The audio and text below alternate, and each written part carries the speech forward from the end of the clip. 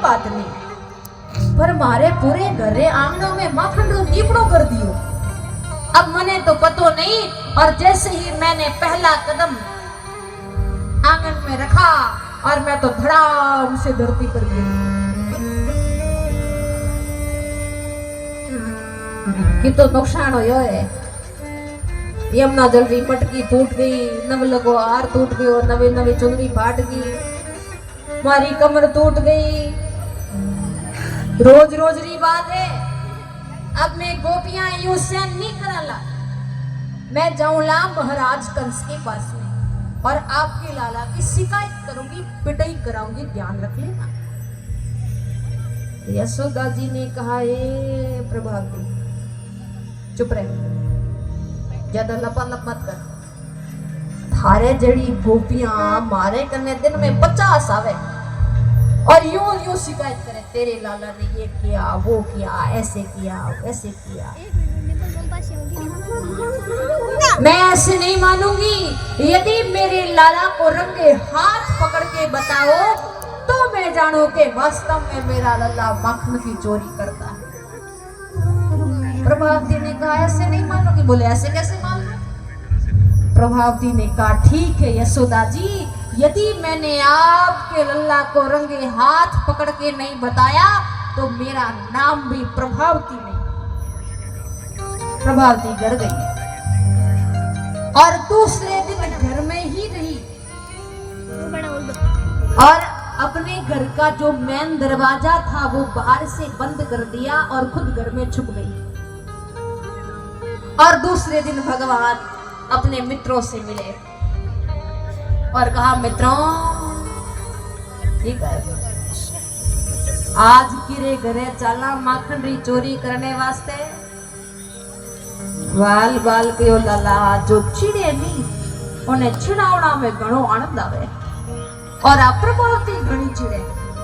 चलो प्रभावती के घरे जाना। प्रभावती के घर गए, देखा बाहर से दरवाजा बंद था। ग्वाल वालों ने कहा, लाला प्रभावती घर में नहीं है, गई वो तो यमुना जी के किनारे, चलो चलते हैं। दरवाजा खोला, घर के भीतर गए तो भगवान री जो मित्र मंडली थी ना, भिड़ में प्रभावती रो देवर दी माखन खाण वास्ते हाथे। वो आगे आयो और क्यों, लाला इनमें माखन ने मने ठाए। प्रभावती मन में विचार करियो, रे बांदरा कटीला थो एक बताओ कट गई।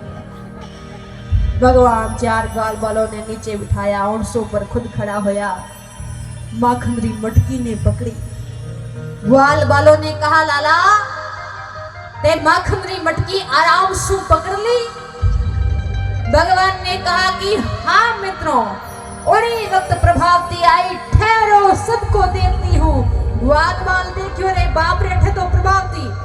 ग्वाल बाल तो नीचे सरक गया, भाग गया, पर भगवान है ज्यों ज्यों छीके लटकुड़ा ही रह गया। प्रभावती कहो, वाह कठी भगवान रे भोगरा दृश्य वे, मंगला दृश्य वे, आरती दृश्य वे, पर अठे तो विचित्र दृश्य हो रिया है। भगवान छीके लटकुड़ा है। ठीक है, रोज रोज हमारी मां करे, मेरे लल्ला को रंगे हाथ पकड़ के बताओ तो मैं जानूं कि मेरा लल्ला वास्तव में माखन की चोरी करता है। आज तू रंगे हाथ पकड़ा गया, पिटाई कराऊंगी, रुक जा। तो यहीं रुक, मैं अभी यशोदा जी को बुला के लेकर के आ रही हूँ। भगवान ने कहा, प्रभावती तो जाएगी, मेरी माँ को बुला के लेकर के आएगी। जितनी देर गई मैं यूं लटकुड़ो रह जाऊं, हाथ दुखन लाग जाए, थोड़ी दया कर। एक काम कर, माँ ने अपनी मत बुला, मने मारे करने दे जा। प्रभावती क्यों, ठीक है। अब प्रभावती भगवान ने नीचे उतारने लगी। भगवान ने कहा, प्रभावती मेरे को धीरे से उतारना, मारे कटे लाग नहीं जावे। प्रभावती कहो, काले मारे लागे जको रात भर सो नहीं सकी। भगवान ने कहा ए प्रभावती तारे हासुरी होकर ने मुझे धीरे से उतार जे। अब प्रभावती भगवान ने धीरे से उतारिया, लंबो घूंघट निकालियो, लेकर के जा रही है और कह रही है सुनो ब्रजवासियों, सुनो गोकुलवासियों, रोज रोज यशोदा जी कहती है कि मेरे लल्ला को रंगे हाथ पकड़ के बताओ तो मैं जानूं कि मेरा लल्ला वास्तव में माखन की चोरी करता है। आज ये रंगे हाथ पकड़ा गया, आज मैं इसकी पिटाई कराऊंगी। धीरे धीरे भगवान का भी घर नजदीक आने लगा।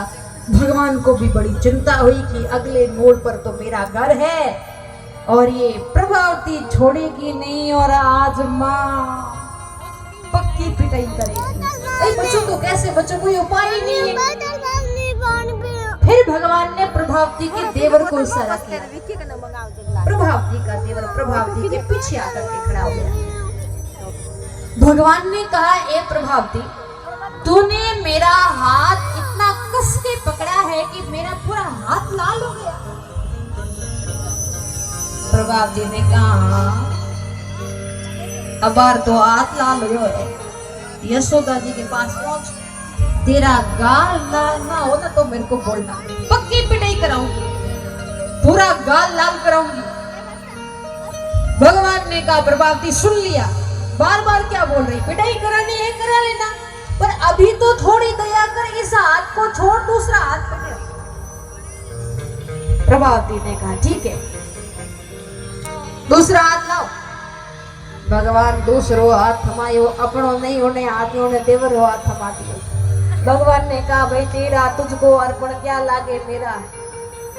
और प्रभावती पहुंचे उससे पहले भगवान यशोदा जी के पास में पहुंच गए और यशोदा जी की गोदी में बैठ कर के कह रहे हैं ओ मेरी प्यारी प्यारी मैया, दुलारी दुलारी मैया।